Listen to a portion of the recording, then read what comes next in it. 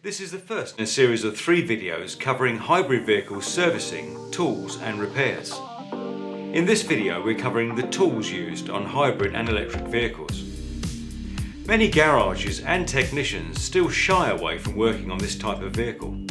But with the correct training and tools, there's no reason why you can't work on them. Let's examine hazard versus risk.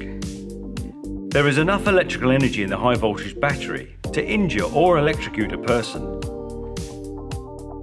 Can this be brought down to a level where it's safe to proceed with a service operation or repair? The answer is yes, as long as the correct equipment is used. The equipment required is affordable and available. And with the correct equipment, all servicing and repair work is well within the scope of suitably qualified technicians.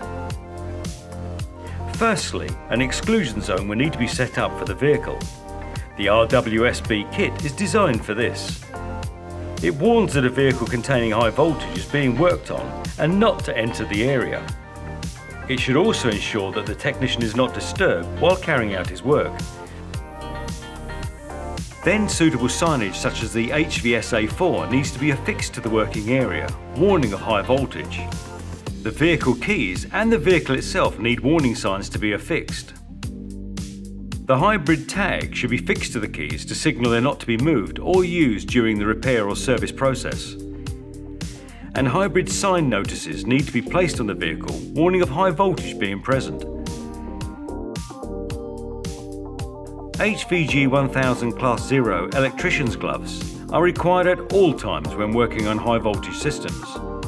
These are manufactured and tested to EN 60903 standard.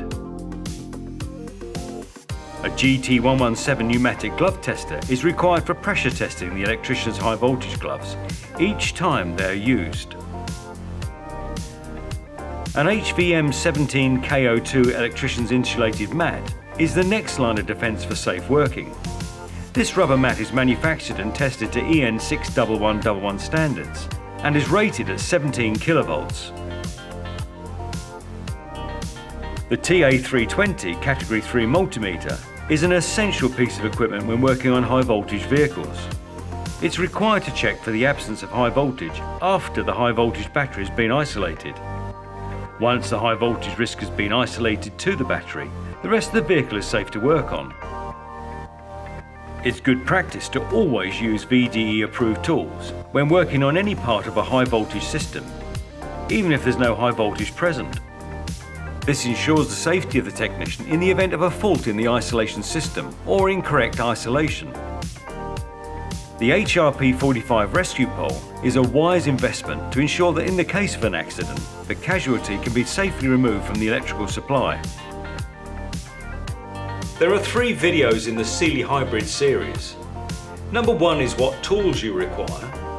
Number 2 is servicing that can be carried out without isolating the battery. And number 3 is battery isolation on hybrid vehicles.